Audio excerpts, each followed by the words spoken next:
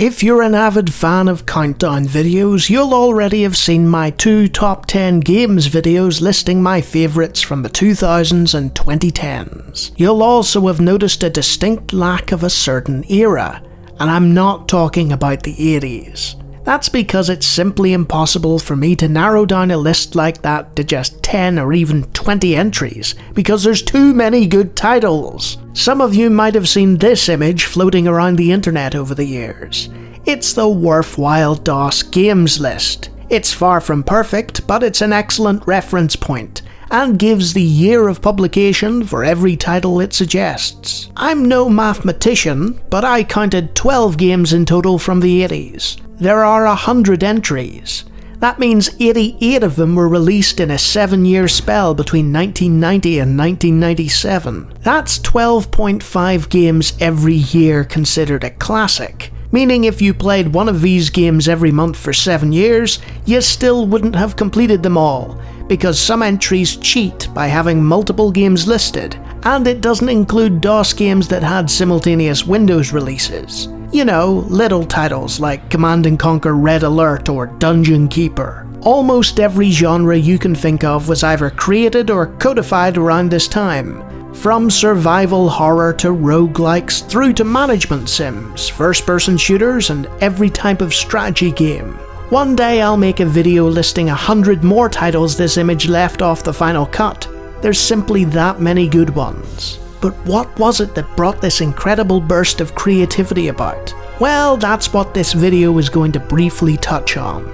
For many Western countries, the 90s were the absolute pinnacle of modern existence. The Cold War was over, the entertainment industry was incredible, and technology was still proving Gordon Moore right. We seemed on the cusp of a golden age of prosperity, with the basics costing far less and employment being far easier to obtain. I mention Moore for a reason. He stated that the number of transistors in a dense integrated circuit doubles every 2 years. This resulted in enormous leaps in graphics, sound, and storage capacity due to the rapidly increasing brainpower of the computers they were plugged into. SVGA made its first appearance in the late 80s, as did Sound Blaster. General Meaty joined the scene in 1991, and the first multimedia IBM-compatible personal computers made their appearance, sporting CD-ROM drives, which were also standardized in the late 80s. This enormous boost to game capacity was matched by the emergence of a cheap storage medium called a hard drive, which had technically existed since the 50s, but was now finally affordable for the common man. No more tapes, internal ROMs, or booter cartridges required. All these component parts came together under a new breed of computer that's still the de facto gaming standard 30 years later. The sight of your average gaming PC nowadays would make most people shrug, but to the young coders, designers, and artists that had been limited by the confines of older hardware, this was a brave new world with seemingly no limitations, where their visions could be totally realized in ways thought impossible just a few years prior. It was a creative melting pot that allowed the birth of the progenitors for so many genres. The World Wide Web appeared around the same time and brought about a boom in internet connectivity, resulting in gaming communities across the world with locally networked and online multiplayers galore.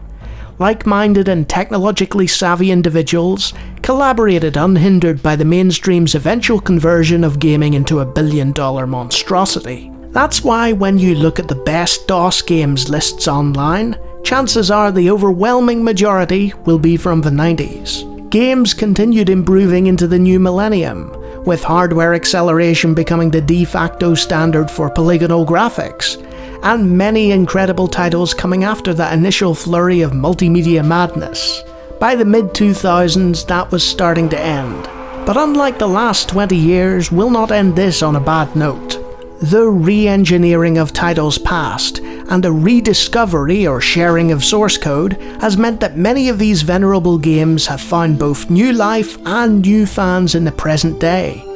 The resurrection of these classics has garnered mainstream support from developers and publishers alike, and more greats are benefiting from modern enhancements than ever before. Most importantly, this means you can now play Super 3D Noah's Ark in widescreen. So I'm off to do that instead of continuing this video.